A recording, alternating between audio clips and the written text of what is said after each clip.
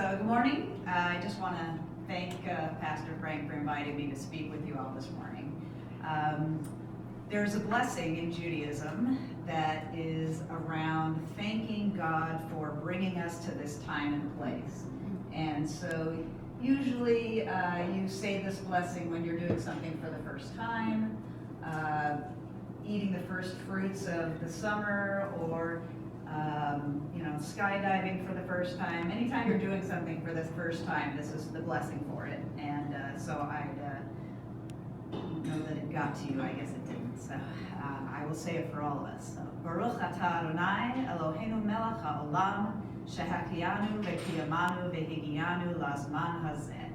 And that means, blessed are you, Lord our God, Master of the universe, who has kept us alive and sustained us and brought us to this special time.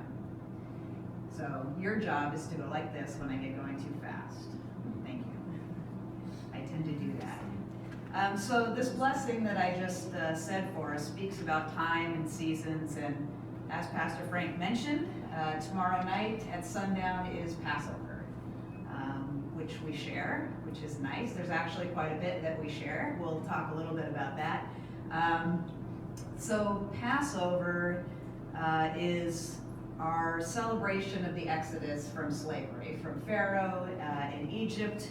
And it's really sort of the story of the Jewish people. I mean, if you were to ask 9 out of 10 Jews, they would say the story of the Exodus.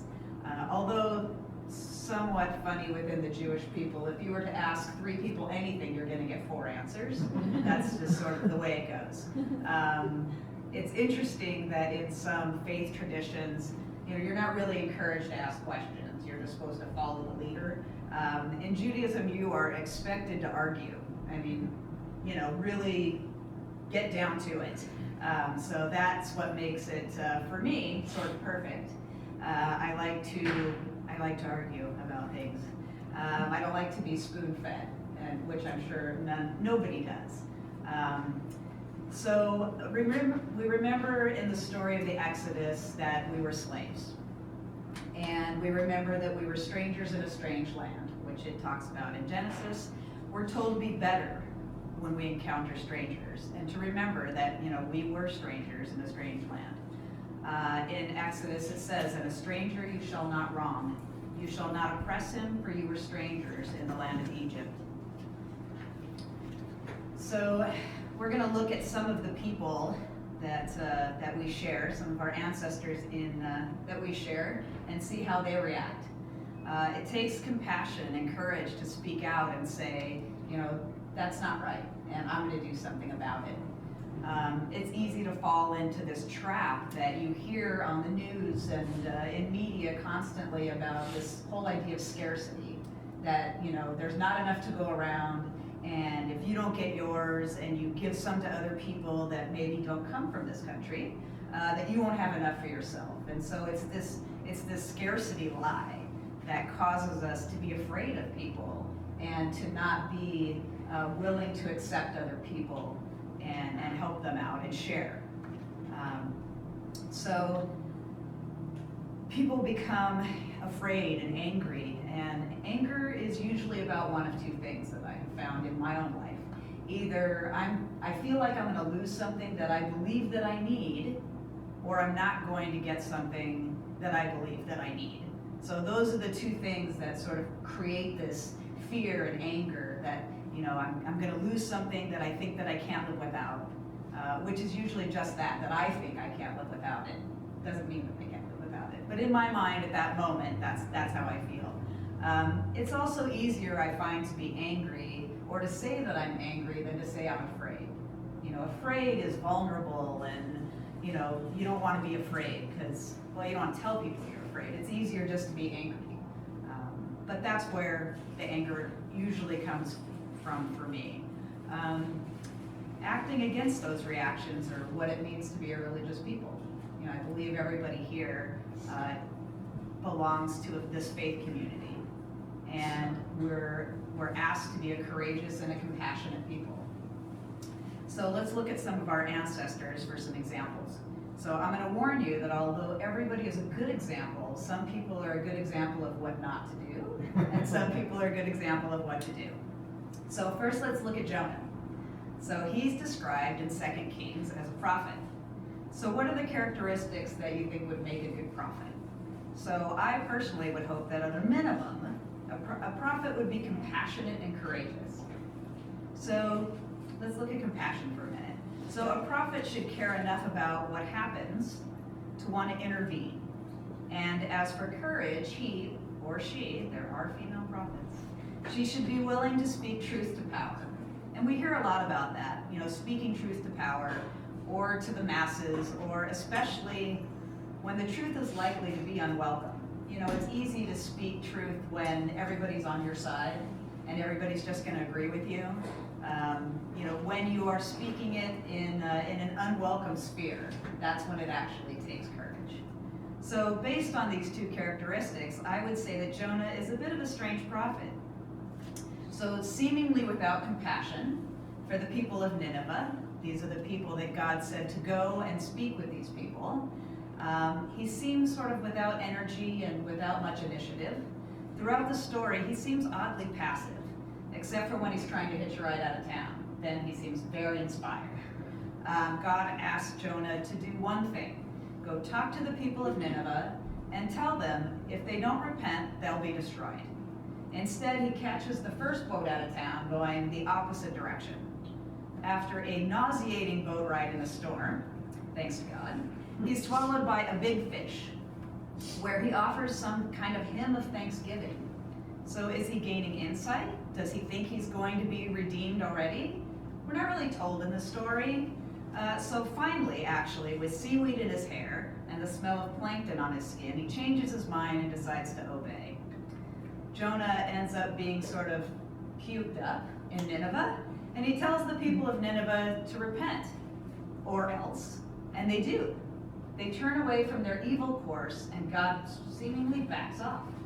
The Hebrew is Elohim vayanitchem, which can be translated as either God repented of his intention to destroy the city, or he took pity on the people of the city. So the root is nachem, which means mercy. So in some way, he showed mercy to the people.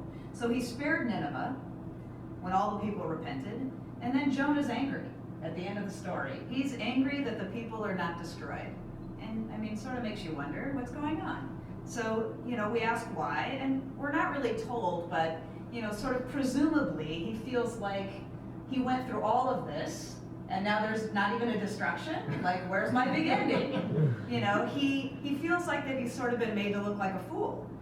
He predicted disaster, no disaster. So instead,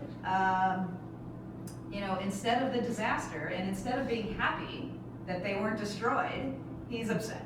So we ask, where's his compassion? So we'll get a little contrast here. Let's talk about Abraham. So when I think about Abraham, I do think of courage. God asks him, first appearance, God asks him to go to an unknown place. So leave your country, your father, your people, and go to the land that I'll show you. We read immediately afterwards, and so Abram departed. So he didn't ask questions, he didn't say, who are you, where am I supposed to be going? He just went. And, I'm not sure that I would be quite so willing to just up and leave. Who are you? What do you want? Why am I going? I have things to do. He was told to circumcise his son Ishmael at the age of 13, and every male in his household. Abraham also was circumcised, and he was 99 years old at the time. And he obeyed on that very day, it tells us. So the most troubling commandment of all comes a little bit later. He's asked to sacrifice his son. Offer him there as a burnt offering on one of the mountains, which I shall tell you. So we can argue here whether or not his reaction should have been over my dead body, and we can talk about that a little later.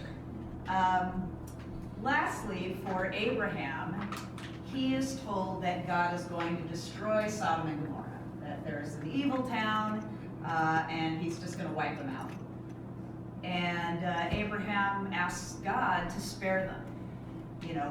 What are people going to say about you is really what he uses against God, if you can imagine. that God cares. What are they going to say? You brought us out of Egypt, and now you're just going to wipe us out. Talk about speaking truth to power. Abraham engages in a lengthy conversation to get God to spare the cities of Sodom and Gomorrah. It was practically an auction. How about 100 righteous people? Do I hear 100? How about 50? Do I hear 50? How about 10? I got 10. So Abraham has compassion for these people and tries to talk God, sort of off the building. His compassion for the people of Sodom and Gomorrah reveals the heart of a man who cared deeply for others, including those who didn't follow God. It's easy for us to be, again, compassionate with our fellow believers, our fellow people that we know or that we think we know. It's harder when there are people that we think are maybe doing their own thing or they're not following God. It's easy to condemn people that we have dehumanized. So, though Sodom's citizens were wicked, Abraham didn't wish to see their destruction. So let's return to the Passover story and talk a little bit about Moses. We read in the story of Exodus that once the Hebrews were across the Red Sea, that the waters came back down and swallowed up the Egyptians, their chariots, their troops, and the people drowned. And in an interpretation by a later rabbi, we hear that the angels in heaven started rejoicing at this, and they were singing. And God rebuked them, saying, "The work of my hands is being drowned in the sea, and you want to sing songs." So, like Jonah, Abraham, and Moses, we're called to have compassion for other people, even our enemies, or people that we think are our enemies. One of the other rabbis in town often says that an enemy is somebody whose story that you haven't heard yet. It's easy for us to forget that everybody just wants the same thing for their kids. Everybody just wants the same thing for their lives. And it's easy not to recognize sort of the God in other people. In Judaism, we talk about being B'Tselem Elohim, which means in the image of God, and that we're all created in the image of God. And if we can stop all of the judgments and the conversations about, scarcity and there not being enough, and we can just look at somebody and see that image of God in somebody else's face, I think it's far easier to see that they're just another human being wanting the same things that we want. So again, we're called to have great compassion for others, including those whose lives don't parallel ours, those who don't speak like us, look like us, pray like us. They're strangers. And this morning, that I'd ask that we have the courage to speak truth to power, especially where the truth is likely to be unwelcome. I'd like to wish you all a happy Passover. Chag Sameach Pesach.